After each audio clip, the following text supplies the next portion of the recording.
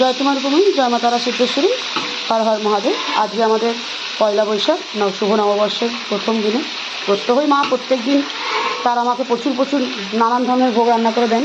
আর আজকে তো বৃহৎ আকারে আরও চলছে, কারণ আজকে শুভ নববর্ষ, বছরের প্রথম দিন। মা তারা সিদ্ধেশ্বরীর ভোগ ভিন্ন আমাদের কিছুই মুখে আমাদের খুব একটা রোচে না। আর মা প্রত্যেক দিন সারাদিনে 6 ঘন্টা 7 ঘন্টা ওপর শুধু রান্নাতেই লাগিয়ে দেন। অনেক পদ রান্না হয়ে গিয়েছে।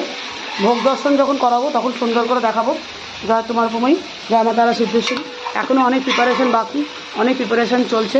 মা একদম সাক্ষাৎ অন্নপূর্ণা, কী সুন্দর রান্না করছে দেখুন। একবার যদি দয়া করে তাকান, আপনার সমস্ত ভক্তরা সবাই ইউটিউবের মাধ্যমে আপনাকে এই মুহূর্তে দেখতে পাচ্ছে। একদম প্রত্যেকে ভালো থাকুক।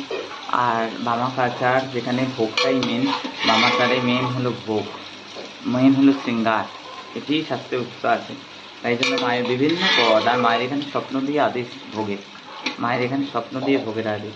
আর প্রত্যেকেই আজকে প্রচুর প্রচুর মানুষ তো ভোগ চড়িয়েছে দানবীর পাপিয়ার নেতৃত্বে।